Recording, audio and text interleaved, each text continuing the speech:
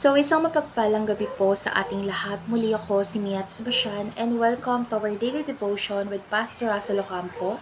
And today is December 1, 2025 and our topic is all about bakit tinatawag si Jesus na Logos. So, our concept is all about Jesus the Word, which is Logo po. Logos, I mean. So, tinatawag si Jesus na Logos dahil siya yung eternal and divine Word of God. So, bago pa man likain yung mundo, ang salita ay nandun na. Buong Diyos, ganap na marunong, at aktibong nagbibigay buhay sa lahat ng bagay. So, bilang Logos is ipinapakita ni Jesus yung puso ng Diyos, katotohanan ng Diyos, at plano ng Diyos para sa kaligtasan. So, hindi lang siya yung messenger ng salita ng Diyos, kundi siya mismo yung salita ng Diyos na nahayag, which is yung ultimate revelation kung sino ang Diyos at paano siya nagliligtas. So, our Bible readings for today is all about John chapter 1 verse 1, ASND version. Noong pasimula pa ay naroon ng salita kasama ng salita ang Diyos at ang salita ng Diyos.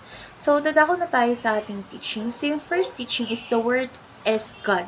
So, si Jesus bilang Logos is hindi lang propeta o guro dahil siya ay Diyos simula pa sa simula. So, yung kanyang pagka-Diyos ang dahilan kung bakit tunay na makapangyarihan yung kanyang mga salita. So, kapag pinakinggan natin si Jesus, is pinapakinggan din natin mismo na ang Diyos ang nagsasalita sa atin. Second is the Word is the agent of creation. So, sa pamagitan ni Jesus is nilikha ng lahat ng bagay na siya ang living power behind creation. So, walang anumang nabuo sa mundo na hindi dumaan sa kanyang kapangyarihan at kalooban. So, dahil doon is deserve niya ng pagsamba at pagtitiwala bilang creator at sustainer ng buhay natin. And last is the Word became flesh. So, si Jesus Christ, ang eternal Word ay nagkatawang tao upang maging malapit sa atin at lubos tayong maunawaan. So, hindi siya nananatiling malayo sa langit dahil bumaba siya para dalhin yung katotohanan at biyaya sa ating mundo. So, dahil nagkatawang tao siya is mas nakikita natin kung gaano kalalim yung pag-ibig ng Diyos para sa atin.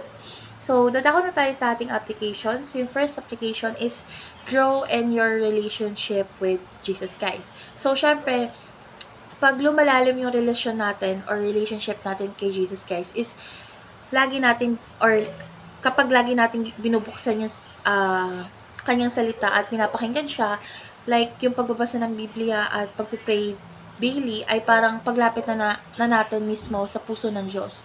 So, the more you know His Word is the more you understand His will sa life natin.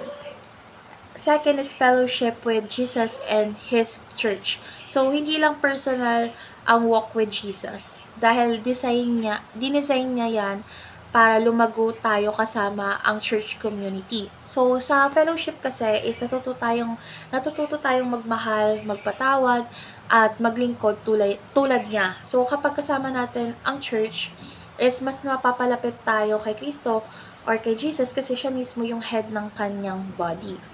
So, lastly is proclaim Jesus to the world. So, kung kilala natin si Jesus Christ bilang Logos, is natural na gusto nating ibahagi siya sa iba. So, hindi natin kailangan maging preacher. Kumbaga, simulan lang natin siya sa simpleng kwento kung paano tayo, kumbaga testimony. So, kung paano tayo nagbago, paano kumilos si Lord sa buhay natin. So, para lang siyang testimony. So, kapag sinishare kasi natin si Jesus Christ, is nagiging instrument tayo ng salita ng Diyos sa buhay ng iba. So, ngayon dadako na tayo sa ating last part, which is our discussion. And our discussion talks about what are the ways you can grow in your relationship with Jesus. So, for me, para lumago ako or pwede akong lumago sa relationship natin or cause kay Jesus Christ is syempre sa pagiging or sa pamamagitan ng consistent na pagbabasa ng Bible, pagpipray, syempre yung pagsunod sa kanyang teaching kahit mahirap. So, kapag kasi intentionally natin binibigyan ng time si Jesus Christ araw-araw is mas nakikilala natin siya at mas nagiging sensitive tayo sa kanyang leading. So, kumbaga, makakatulong din tayo sa pagiging connected sa church kasi dahil doon is natuturuan tayo, nako-correct tayo at na-encourage tayo na magpatuloy lumakad sa pananampalataya. So, sa simpleng paraan na ito is unti-unti na lumalalim tayo kay Jesus Christ at mas nararanasan natin yung presence niya sa daily life natin.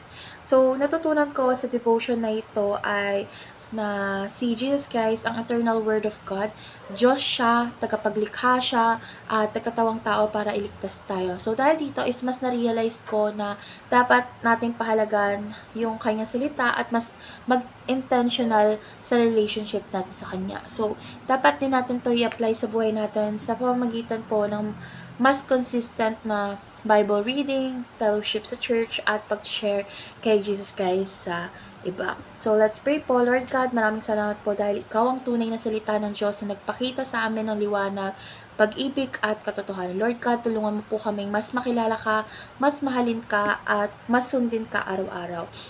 Lord God, gawin niyo po kaming tapat sa pagbasa ng iyong salita, masipag sa fellowship, at matapang na magpahayag ng iyong kabutihan.